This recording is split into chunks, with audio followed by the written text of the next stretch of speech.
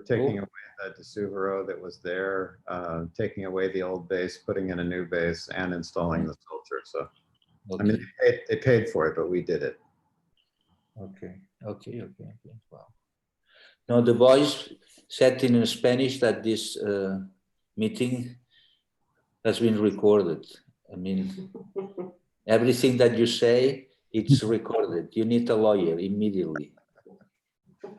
Sign here. Hi. Hi, David. Nice to Well, meet you. greetings, everybody. Welcome to this very special opportunity to connect electronically. I wish we were in person, but this is the next best thing. So I want to start by welcoming our Meijer Gardens Society and corporate partners. Your support helps us all year long with our exhibitions and with operating this wonderful institution.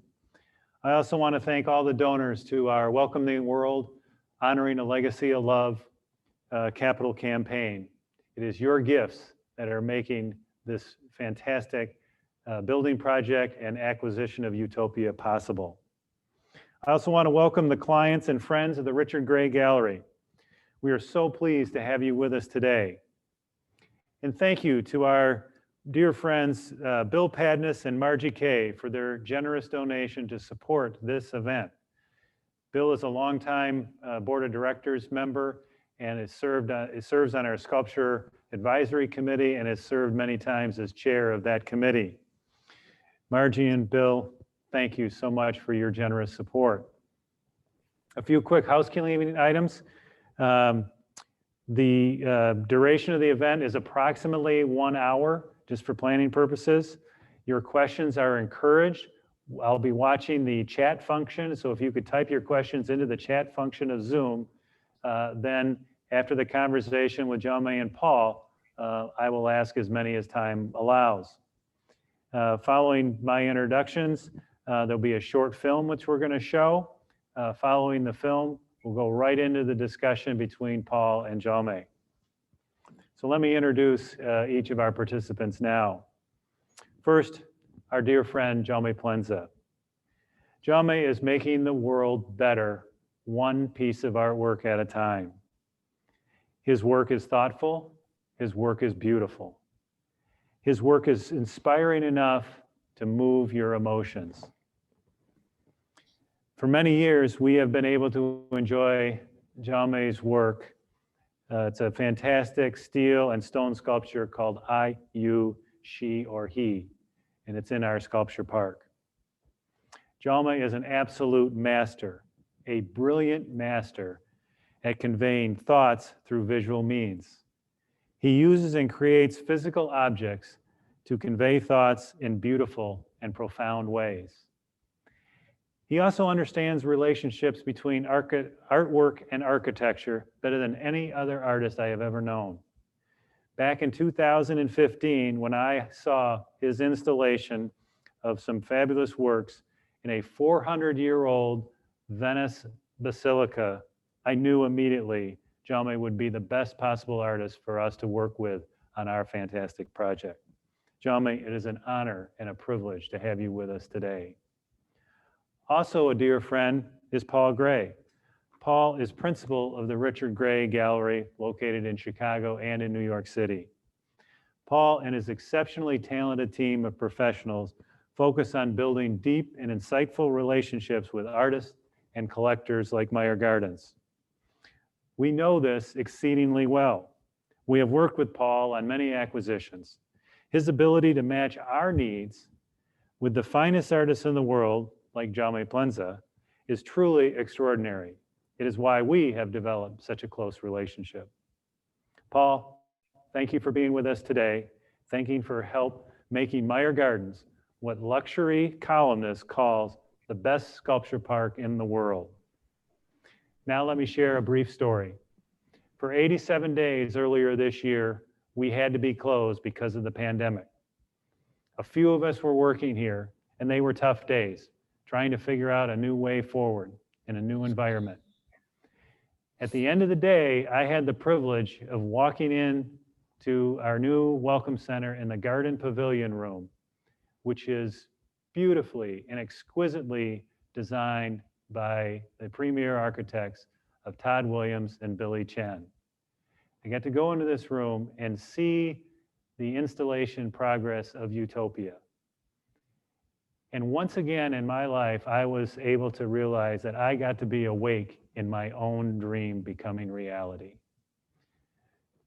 So thank you all for being part of that and making that happen. And with that, we're going to transition to the short film. The technical geniuses are going to make that all happen now.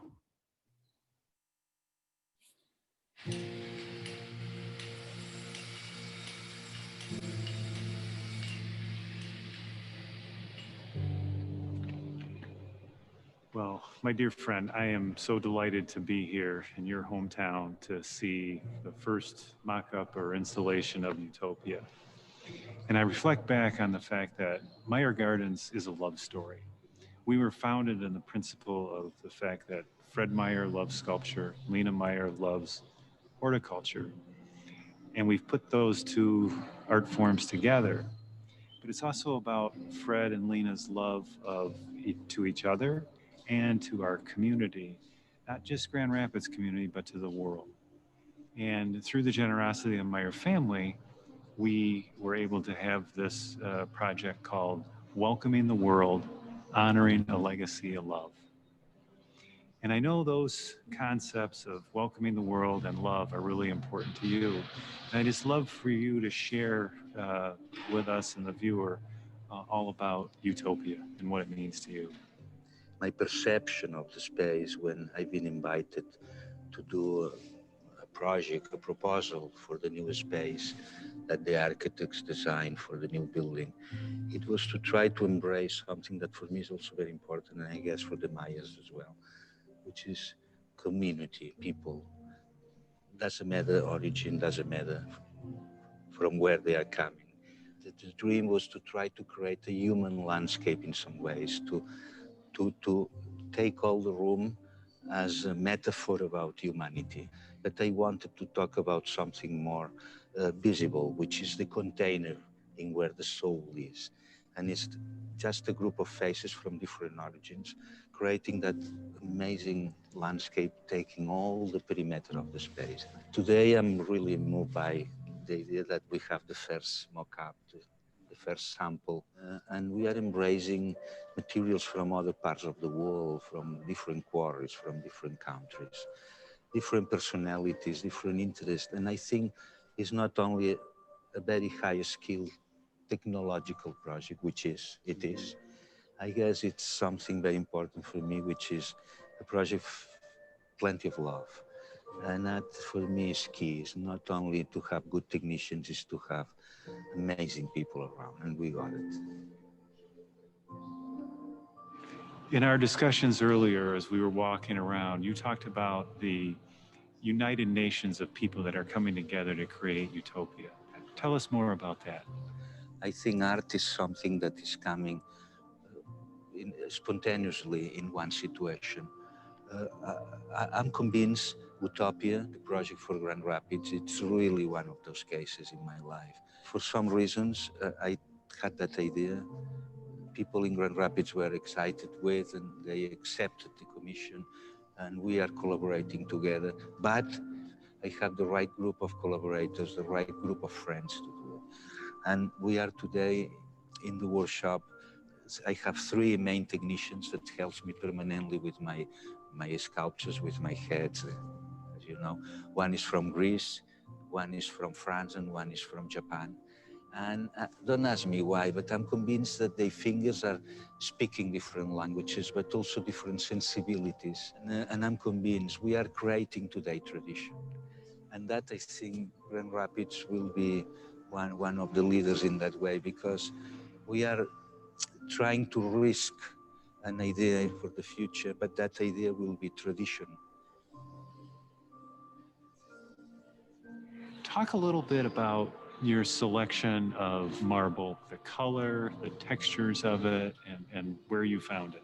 For me, it was very important the presence of that invisibility, the idea is this thing that is floating around us, but we never could catch it. recognize a marble that for me was ideal in Vietnam because it has not veins, it has not almost differences in colors. And some of his team went to Vietnam, to the quarry, to select every single block that we are using for the project. They spent several weeks and months really to be sure that every block that they are sending to us, it has the white that I was expecting to get. I don't remember how many containers. It's crazy, completely crazy, because it's the biggest piece that I never did in my life in terms of volume. But at the same time, that one is probably the most spiritual. And to catch that contradiction, the big and spirituality, I guess that marble was ideal because it's very translucent. It's composed almost by crystal because it's so beautiful in its fragility, but it's a visual fragility. It's very strong because it's composed by crystal and the light passes through. And in some ways, it's not only the light caressing the surface, but it's penetrating inside the stone. And I think it's just amazing. Before Fred Meijer passed away, he asked me on many occasions, he'd say, David, will Meijer Gardens be here in 100 years? And I'd always say, well, Fred, of course, I honestly believe it will be in 100 years. And he'd laugh and say, well, I won't, so I won't be able to hold you to it. But I believe it will be in 100 years. And I believe with this piece of utopia, we won't just be there in 100 years. We'll be there for centuries and centuries after that. Well, I hope, because I guess that piece is a piece plenty of future.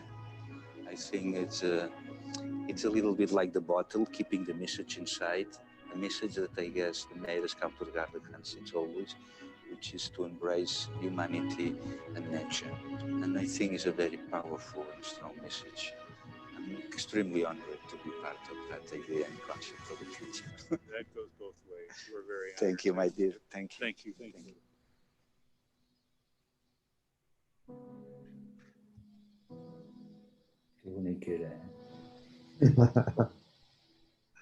It was fantastic. Yeah. Wow.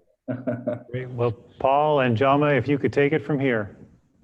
Beautiful memories. It's incredible. Feel free to join in, David, anytime. Okay. Well, thank you. I will. Yeah. So actually, I'd like to, because we're all physically distant from one another right now, I wanted to talk a little bit about place to start with, because I think there's a chance it might make us feel closer together, which should be good for the conversation. So Jaume, one of the very early experiences with your work for me was an exhibition that you produced, I think it was in the late 1980s, and it was called Dallas Caracas. That's right, yeah. I didn't see this show in person, but I saw the show through digital photographs in the catalog. And it really struck me that you chose, your exhibition consisted of one sculpture, a very large rendering of an aluminum cooking pot in which you engraved the names of all the countries of the world on the outside, and a series of photographs that you made in kitchens in these two cities, separated by thousands of miles. And also a very large installation of doors, you probably remember. Right, the installation. It was a very big group of doors cast in paraffin, in white paraffin, with the names of food.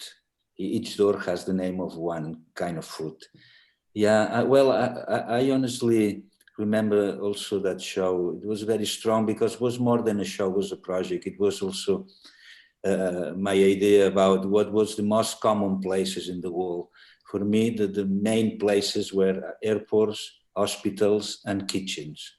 And I spent 2 years taking photos of kitchens in Dallas and Caracas. And it was very, very, very interesting because through the kitchen, you can understand very well which kind of people are living in that home or who is using that kitchen. Can you tell us where you are right now? Well, in Dallas. Right now, where you're sitting. In the kitchen. I'm in the kitchen. I thought, Yeah, well, you know, I guess the kitchen is a little bit the meeting place. Is where you can be with I don't know, your relatives or the people that you love, cooking at the same time having a glass of wine and enjoying. I mean, I mean, for I think a huge group of people, kitchen is it's really the main place in the home. But it was very interesting because I don't know. I've been in the house of the president of American Airlines in Dallas, and the most poor immigrant from Mexico, or in Caracas, the very rich people through the most small places called ranchitos in the mountains, and everybody was using the kitchen in the same way, but with different conditions, obviously. It was such an incredible project, I guess, also related with the petrol economy, with the oil economy, and many other things. And I remember that it was an American collector who kept the big cooking pot, I guess through you, Paul. It was probably one of our first experience together. well, so now we know that you're coming to us from your kitchen. Point out. Seeing the video, I'm so struck by the spirituality of that work, and you chose the title Utopia for this work, and I just wonder, you know, what does that mean to you? And did the meaning come first, or did the work come first, and the title came as you began to? I guess the concept comes first. Well, the concept, the idea to really transform one space into a single piece.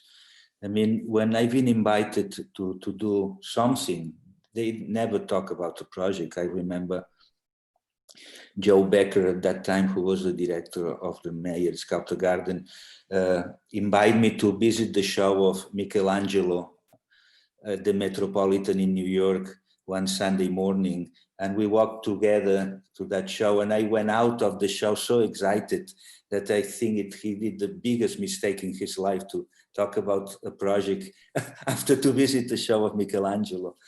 And then we went together to visit the Todd and Billy workshop in New York, and Todd and Billy showed me the maquette of the potential new room for welcoming people and I had really a shock, because Todd and Billy did an amazing, beautiful architecture, especially the ceiling of the space. And I went back to my studio, plenty of excitement. It's a mix of Michelangelo, Todd and Billy. I don't know, Meijer Sculpture Garden, which I kept an incredible good memory because they have a beautiful piece of me in the garden. I did a great show also years ago over there. Well, I don't know, it was a kind of very emotional mix of information.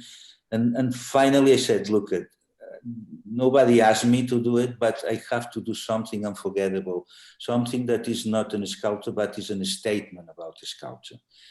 Because we are in the home of the sculpture. The Meijer Sculpture Garden, for me, I think, is one of the most important places for a sculptor, or to talk about a sculpture. And I come with that crazy idea, and it was so crazy that I said, well, Jaume is an utopia. I think it's an utopia. Okay, let's keep that title for the project, because even the project is crazy. Probably the people in Grand Rapids are crazy.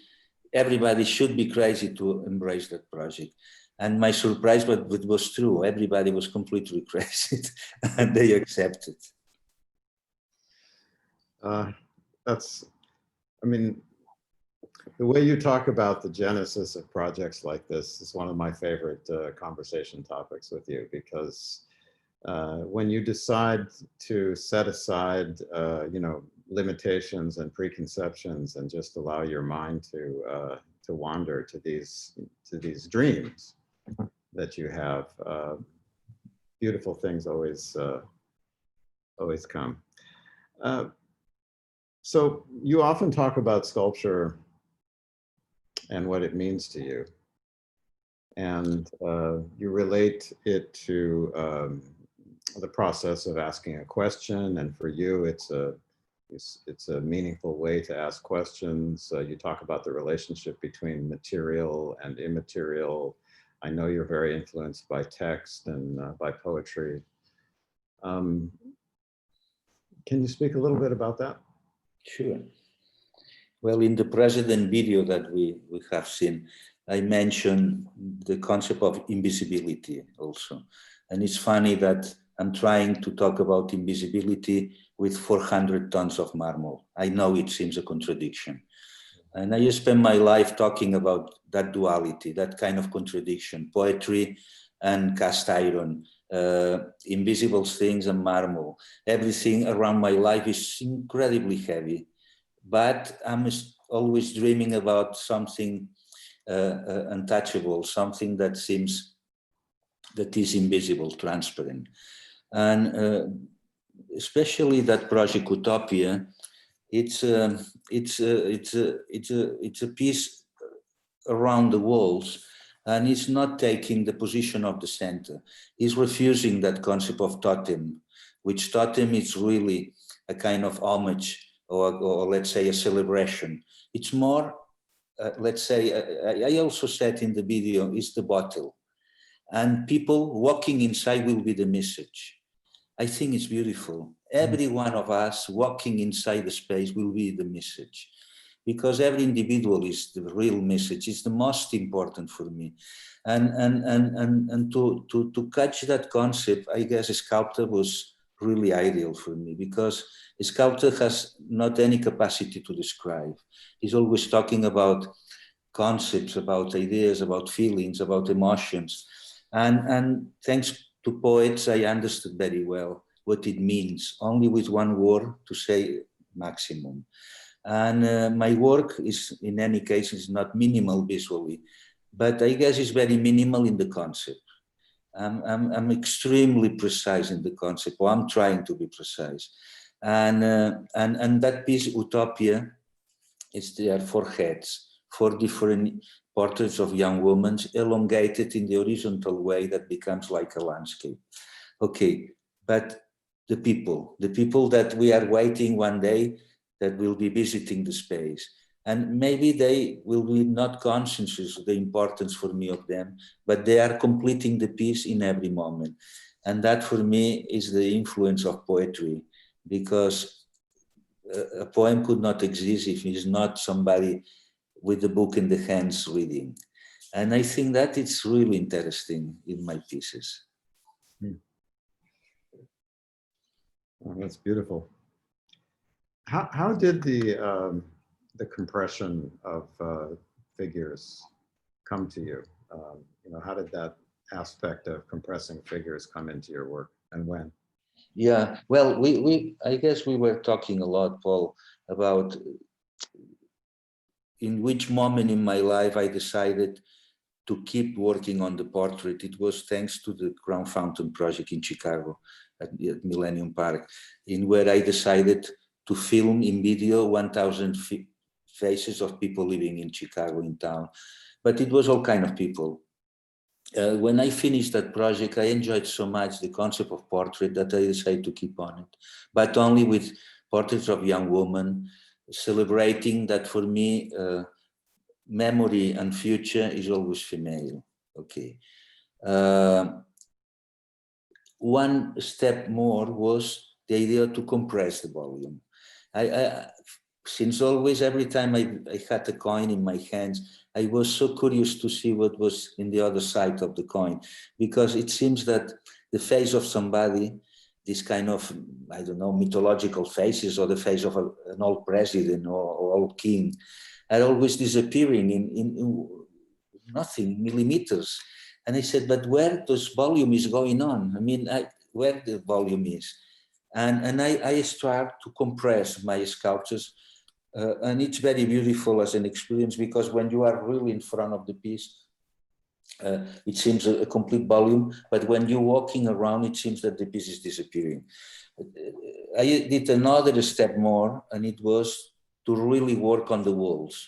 and probably the piece at the Meijer Sculpture Garden is probably the first piece that really is a celebration of the piece in the wall, which I guess it links with a very old tradition, I don't know, Assyria, Egypt, Mesopotamia, which for me makes me so happy, because I remember that I decided to be an artist very young, walking with my father in the all bookstores, and my father was trying to find novels, and I was watching the cover of books with Sumerian art, Babylonian art, Egyptian art.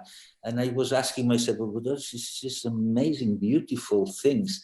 And the influence of primitive art for me has been always very important. And it seems that I am closing a certain circle in the piece of Meijer. Just thinking the same thing, because many of your early works were really more portraits of yourself, where you asked the visitor the viewer to come inside. And a whole body of your early work had to do with architectural cabin-like places where sometimes you shared the sound of the blood rushing through your veins, breathing, and this, this feels exactly like that, like you've closed the circle and come back to an enclosure where people are actually invited into in this case, into your mind, I think. Well, I don't know if you have the same experience in your life, because for me, I don't know, I feel life is so short that I have to experiment.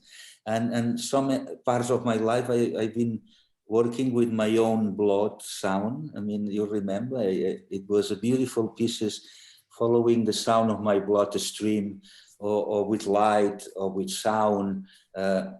But finally, every time I'm starting to work in something different, and something makes me back to the most fundamental thing in my life, which I guess is my relationship with the divinity. I know it sounds very strange, but I think I remember Einstein. I love always the text from Einstein. Einstein was a great writer.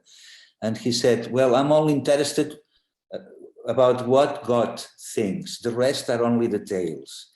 And I'm completely agree with him. I mean, I'm only interested what God is thinking. The rest are just details.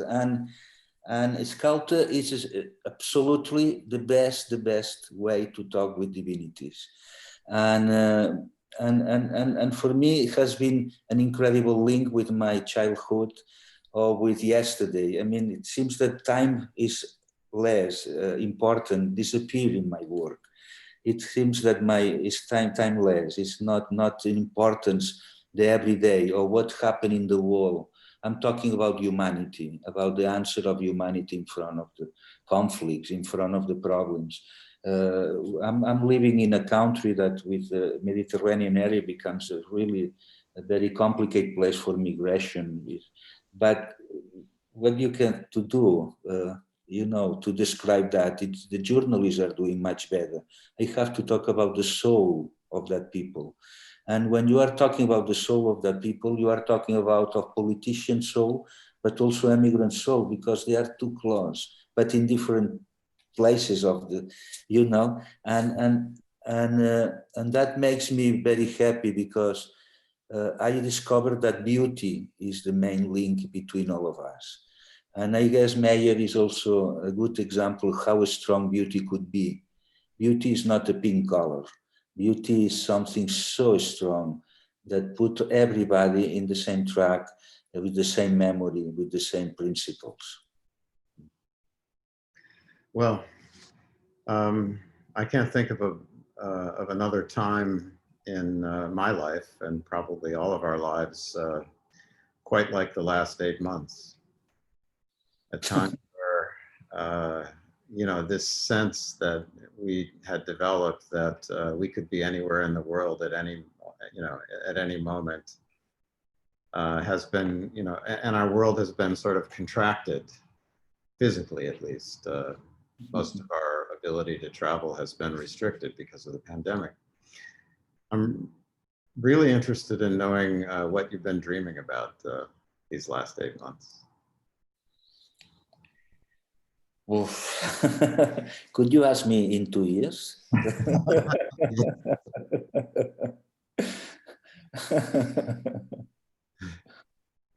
So there's something we've talked about quite a lot. I'm not quite sure how to describe it, but something you've taught me is how to understand the relationship between a viewer and an artist, and what it is that an artist is really looking for. You know, besides making a statement, besides creating beauty, besides expressing your dreams. I've come to understand that one of the things that really moves you the most is when you feel the trust of people. Well, you probably remember that I put the words of other artists to explain better that idea. No? For example, Brancusi, when he said that the most important is not to make, the most important is to feel the capacity that you can do it. Mm-hmm. And when you feel like that, he said, you order as a general, you create as a god, and you work as a slave. He said that. But it's a very romantic attitude. But finally, if you are opening the door of your studio every day, I could not imagine another image more romantic than that. Because why you are going to the studio every day? To do exactly what? And to direct it to whom?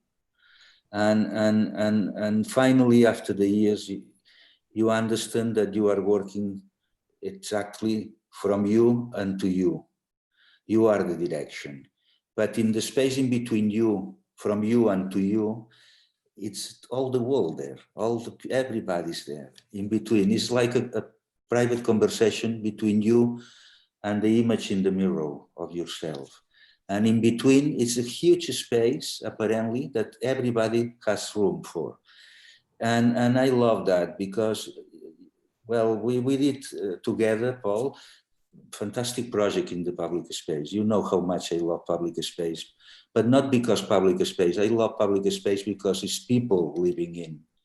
And I guess it's a very democratic way for me thinking about art that nobody's asking. Probably art that nobody could pay, but people with a tremendous capacity to appreciate and enjoy beauty. And for me, I think it's one of the best parts of my job when I could really offer to them that possibility. Public space is not architecture, it's not just a feel of something, it's people that could use and enjoy that. And I guess the return of energy of this kind of projects, it's been amazing. I did in my life, but together with you, projects around the world. And I guess I not only enjoy myself, but you too, this moment that when we unveil a piece and it's a surprise and people immediately feel that the piece is part of themselves. It's not anymore mine or yours, it's them. Yeah. And I think it's amazing. You've often pointed out that people don't ask for art in public places. I mean, a patron does. But most of the people who enjoy or have a relationship with artwork in the public space didn't ask for it to be put there, and so it's a relationship that is unlike most other interactions between artworks and people who choose them. Who choose to go to a museum or who choose to buy a work to put in their home. Yeah, but you probably remember that. Many times people are even complaining when you install a piece in the public space because they said, well, we need money for something else, not for this stupid thing or that. But when you remove the piece and they feel the emptiness when the piece is not anymore there, they also complaining, but why? It was beautiful. Why you take the piece away? It's our piece. That means that I love that concept that many times the show starts when the show ends, because they really understand how important it was, the art or the beauty in our normal life. That's a very good metaphor for the present moment. You know, I mean, the things that we came to take for granted that we don't have at the moment because of the pandemic, and that we've developed an appreciation for that is, yeah, that's profound, I think. Yeah, I completely agree.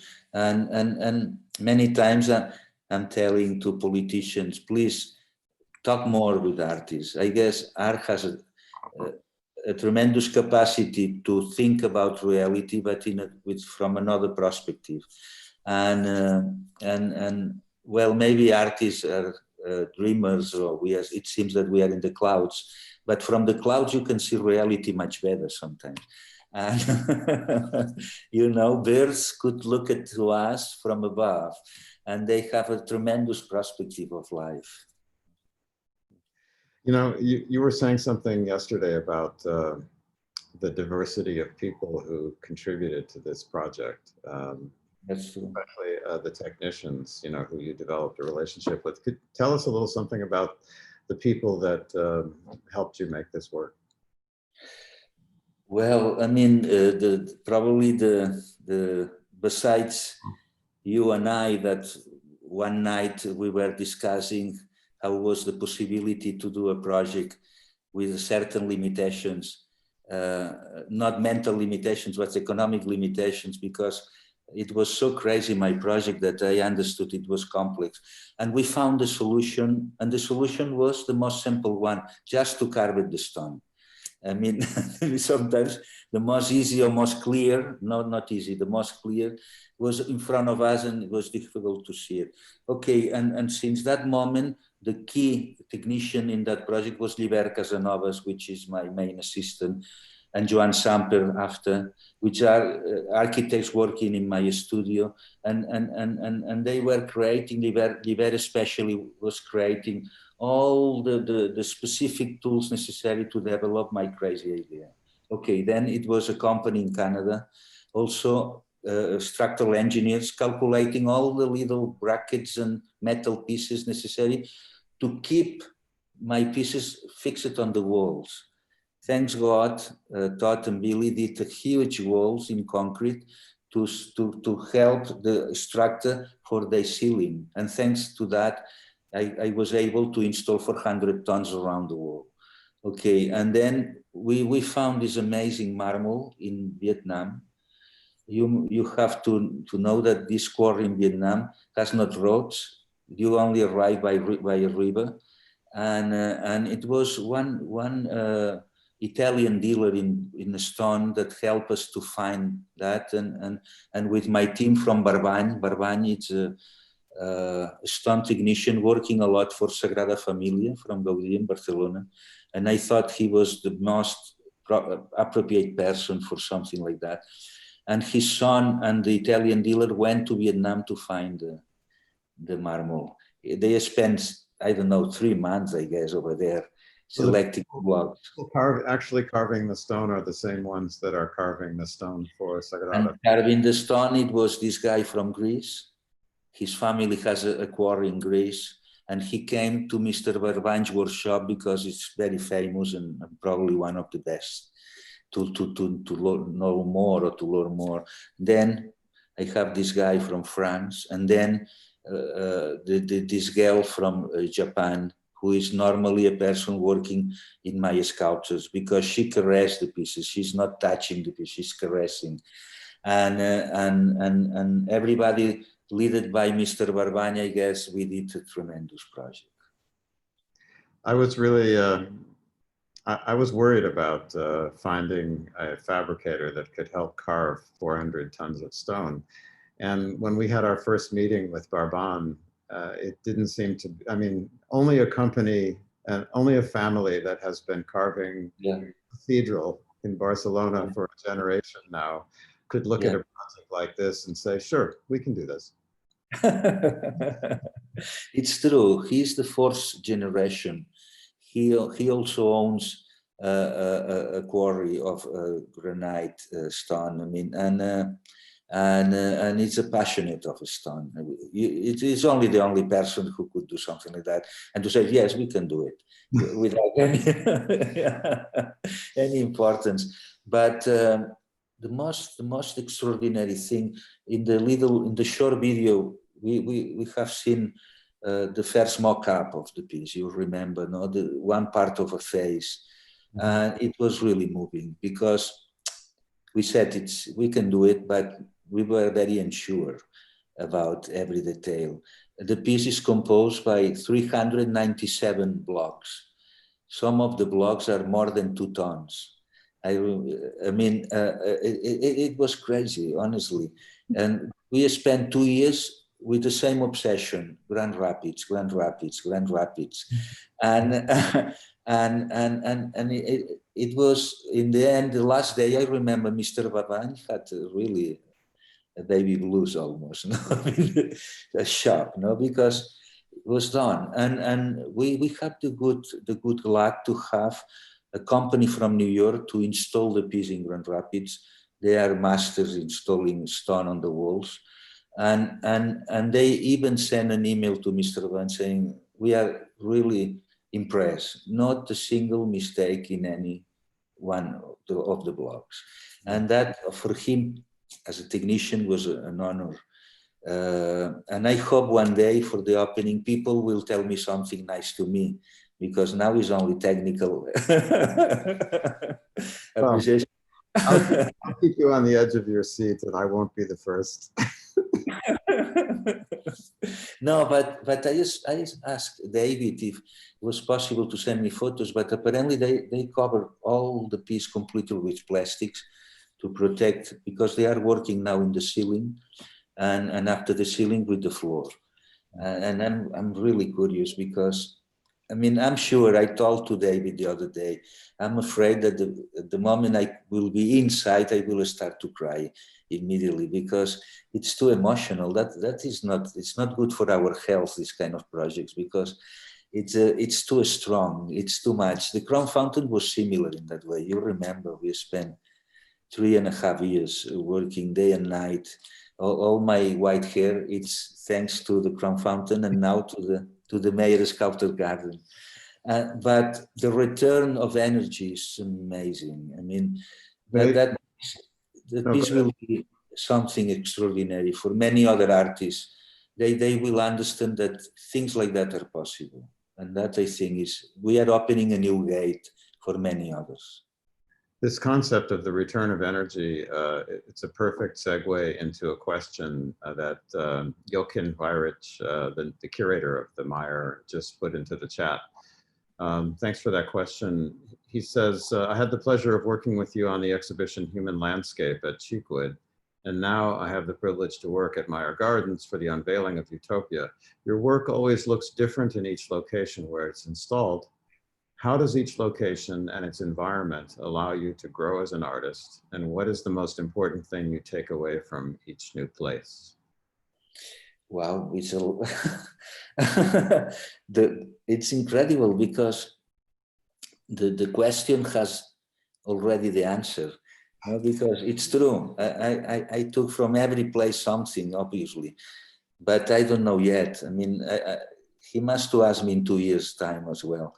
In any case, I have to say that I've been always really upset about the idea that every human person, every human being, every person is like a diamond, and we have facets. And depending on the light, we look one or another stone, because we reflect the light in different ways. That means that when you are working in Nashville, as we did with him, with Jochen, or on Grand Rapids, or the show that you are finishing to install in your gallery for me, or in New York, or wherever, it seems a different, completely different piece, a different, completely artist. And I think because I'm trying with my art to really penetrate in the place, in the landscape, in the area, in the volumes, and to try to create something new, which is the mix of the site and my piece.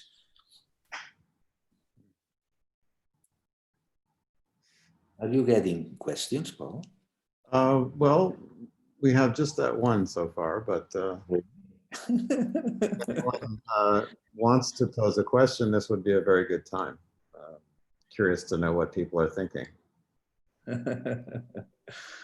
No, but let me tell you something, because you know very well my work and you know very well my intentions or what is my, I don't know, my attitude with art. But probably people watching that conversation know. I mean, sculptor is, as you said in the beginning, the best way to ask for a question. Okay. But a sculptor is also an incredible way to be in relationship with the universe. You probably remember the piece that I did with my portrait, Embracing Trees, that is coming from the alchemist time, this idea that from the death materials, a new life is coming up. The roots are in the mineral, the trunk is a bridge, and the branches embrace the cosmos. That for me is an incredible possibility in my work. With our humble capacity as a human being to embrace the cosmos, to talk about the enormity of life. And I think a sculptor has that capacity. So, Jaume, I've got a question for you. A friend of mine wrote a book about the mosaic of the world in terms of people and all the different types of people that make up the world. And in there, he talks about three things that best connect us to one another. And if you want to get to know somebody who's different than you and has a different background than you, one of these three things. You know, one of them is food. And I think it's interesting that you come to us from your kitchen today. Another is music, and I know you're a lover of music, especially opera. And the other is the visual arts. And, you know, in our conversations over the years, you have so much talked about how beauty is the answer. Beauty is the answer to so much of what troubles us. And Paul mentioned the last 8 months of the turbulence. You've touched on this, but talk a little bit more about that and how beauty and the visual arts in your piece can help us connect and build bridges of understanding between people. Well, you know, it's very interesting because for me it's almost impossible to say what beauty means. But I guess it's, if you ask anyone in the world, nobody has an answer regarding beauty, but everybody could recognize beauty. It's a very strange contradiction. And I always thought that beauty is like a bridge that could put everybody in touch and connected. For me, beauty, even if I could not describe beauty, for me, beauty is in some ways the concept of memory, that memory that we can share, and doesn't matter where you come from, we are sharing the same memory. When you are trying to go deeper inside your roots, it's possible that you are touching the roots of other people. I mean, I'm always refused the concept of international. I prefer the idea of universal. I think it's completely different. I think to understand the others, you first should understand yourself. And beauty helps you a lot to understand the solution of the problems. I don't know where the problems are come from, but many times people are finding solutions where are not problems. You know, that is one of the crazy situations in art or in life in general. And I guess beauty clarify everything. I guess I'm a worker. An artist is just a worker fabricating beauty. Just to expand on that a little bit and kind of take it right to our project, the Utopia project. You mentioned the one woman, working to do the technical part and assisting you in making the sculpture from Japan and how she caressed it. Talk about the three people that helped you and where they're from in terms of around the world. Sure. I mean, well, a lot of stone technicians are from Catalonia. Is also a large group of people coming from the south of Portugal. But they have a tremendous capacity to break the stone. No? They have the capacity to break it. You know all the lines with besides the faces, you have a kind of lines of bracket stone. He's a guy from Catalonia that is only in the company breaking a stone. He has the capacity to break everything. It's fantastic.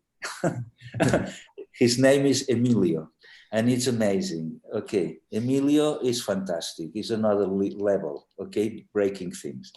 Okay, and then we have that guy from Greece, the other one from France, and this fantastic girl from Japan.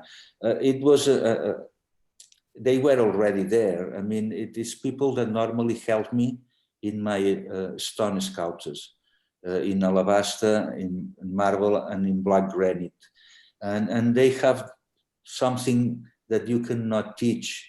They have the capacity or the humanity enough to caress the form, the shapes. They are not carving, they are kissing the stones and embracing and caressing. And the pieces has this tremendous love inside, this tenderness. I mean, I'm never looking for the most strong technician. I'm looking always for the most sensitive and tender technician. And those guys has that capacity. That's great. Thank you. Thank you for that. We have a couple of other questions. Shall I read one? Yes, please. I'll read a couple, and then Jaume, you can choose how you want to answer. One person asks, is the marble touchable, or will it be damaged by touching? Another one asks, tell us about the choice of the models that you used for Utopia. And from the curator of arts education at Meijer, says that we encourage conversations around the idea of conversation when talking about your work, I, you, she, or he in the gardens, about conversation and connection. And I'm wondering if you feel that Utopia connects with this theme of communication, or if you could speak to the common themes of your artwork that you would like the discussions we lead with the viewers to focus on. Wow. It's a serious question. Well, I mean, if you touch the marble properly, you don't damage the marble. I mean the marble. The problem with marble. I'm answering the first question, Paul. I guess it was something like that. I mean, it's the grease or things like that that could penetrate in the porosity of the stone, but I'm not afraid about that. I mean, I don't know what the Meijer Sculpture Garden will do in the future, if people will be able to caress my piece or not. I don't know. That is a different conversation. But many times when I'm with one of my sculptures, I try to embrace it and kiss the piece to feel the skin, the surface. Is a tremendous experience. And I have to say that many times I have the same wish to do it in the museums, but unfortunately it's completely forbidden. And I don't know, I mean, the Meijer Sculpture Garden has this beautiful piece which is composed by 3 figures on top of boulders and in a kind of silent conversation. During a certain period of time, I've been doing this kind of groups of figures on top of boulders. Every boulder for me was like a found object, and the figure was a made object. That means the composition or the mix of 2 important things in our life, the things that we found and the things that we create. And that mixture was for me the best definition of humanity, our mix of everything. And then this silent conversation for people made out with letters. That was part of also about the concept that I was always talking about. The life is tattooing our skin permanently with text and messages, and our body is completely covered with letters. But it's done with invisible ink, and we cannot look at it. We see and it's nothing, but suddenly somebody arrives and has the capacity to read on our skin those messages and becomes the lover of a friend or somebody very close, because has the capacity to read on our skin those messages. Okay, the piece at Meijer Sculpture Garden are inside this wall of silent conversations that many times the voice are not the best way to communicate our thoughts. And in that piece, it's only the vibration between the three figures talking in a very silent conversation. Beautiful. I don't know. I mean, a sculptor, when you are starting one piece, even the utopia, you never knows exactly what you are doing. I mean, you understand sometimes later what you did, and I think it must be like that. I never trust in art that it's like design it and prepare, like as like an engineering project. Art, it Trust should your be a chaos in some ways. Pardon? Trust your intuition. Well, returning to our close friend Einstein, Einstein also said intuition is much more important than knowledge. And I agree again with him, completely agree with him. Yeah, intuition, it's an indicator of creativity, I think. A willingness to risk and to try Well, I something. don't know. I've been teaching 2 times in my life, one in the school, the Fine Arts School in Paris, École des Beaux-Arts, and another time at the School of the Art Institute in Chicago. And both times I repeat the same to my students. Follow your instinct, please. Don't listen other people. You are right. Doesn't matter if you are well known or not, or you are a simple student. You are a single person in the world. And the most beautiful thing in art is that you could be right and the rest of the world wrong. I think that is a tremendous energy. And the students were dreaming, and we fly together to really very high levels. It was a fantastic experience. As I remember hearing someone describe the first thing that you did when you walked into the classroom. I think you said, take all those books on your desk, put them on the floor, and now let's talk about art. Yeah. No, we put in the garbage, because because of course those books were right.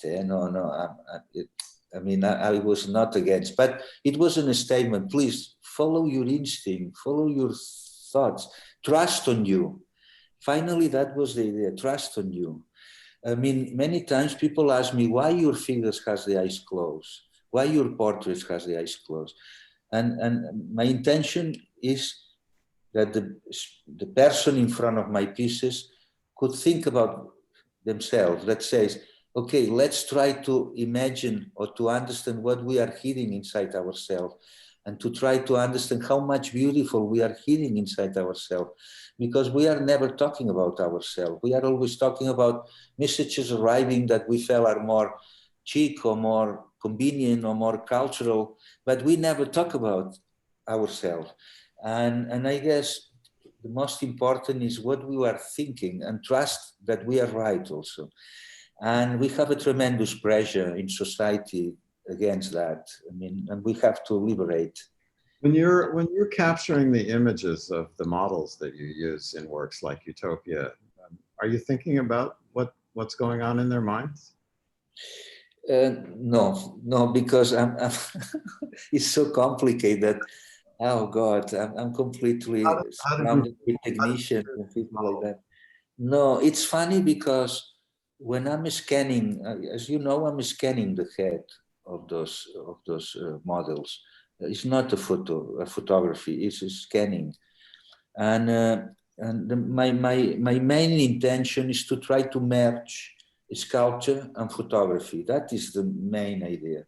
Something that is talking about ephemer, which is photography, to catch the most fast and ephemeral things and moments, and eternity, which is a sculpture. Another both contradictions in one. And when I'm seeing in front of this beautiful girl that's surrounded by cameras and flashes and things like that, I could not think nothing, because in few seconds we capturate all the information about her. But when she moved and gone, 2 seconds later, that person does not exist anymore. It means that I'm capturing, I'm frozen, let's say, already a memory. Mhm. It's not anymore the person in front of me. And that is, I think it's extraordinary, because that image is not that girl anymore. It's representing all of us, becomes an icon representing all of us. And I think that it's the most incredible experience, making that process. Someone asked about your drawings. I have one here behind me, as a matter of fact. Yeah, Right yeah, there. that's beautiful. They wondered, do you do those from memory, or do you use the scans of your models for those as well? Both. I'm using the scan in the beginning, and then I do this kind of deformation, as you could appreciate, because those drawings are coming from something that you maybe are thinking also many times. When you have somebody so close, but so close to your face that with your eyes you are trying to look at, and it makes a deformation. Such an amazing experience when somebody is so close to you that you cannot even have the perception with your eyes to embrace completely that volume. And one part is real with your eyes, and the rest is just gone. Well, the ultimate contradiction is that we're just getting started probing your mind, and it's already 1 o'clock. Maybe we can take, maybe there's one more question I see on the chat. Maybe we can do one more question and then I'll close this. Okay. The question is from Bill. Tell us about the choice of the models for Utopia. Okay, yeah, very interesting question. I have 4 faces in Utopia. One, it's a girl, Chinese, but living in Madrid, which is a mixed of cultures. A second is from Dominican Republic, but living in Barcelona. The third is a girl from the Basque Country. And the fourth is a girl from south of Pyrenees in the north of Catalonia. And well, for some reasons, I felt that they had a very classic kind of beauty, because they are so calm in their positioning. Because when you are taking the portrait of a person, not everybody has the same feeling when it's done. And I choose those 4 young women because they incredible calm and harmony in the position that gave a certain classicism in their attitudes and position. My intention was really to do something with high technology, something really an incredible high level in that way, but very classical also, taking the sources of the most classical kind of sculpture. I did that fusion with both worlds. And those girls were ideal because they had this attitude. Well, I think we need to get all 4 of those gals here to Grand Rapids sometime with you. Well, those girls don't exist anymore. Okay, they are gone. They are another person. That is the beauty of my job. Well, Paul, Jaume, I want to thank you so much for taking the time to be with us today. Incredibly enlightening, incredibly interesting. Most appreciative of that. Jaume, I'm so thankful to you and to Todd and Billy for creating what I believe will be the most beautiful room anywhere. It's just going to be incredible. So thanks so much. Thank you, with that, and the trustees for allowing us to deepen our relationship in this hour too. I've enjoyed it. Thank you. Absolutely. Yeah. Bye-bye. All right, everybody. Enjoy the rest of your day. Take care. Bye-bye. Bye.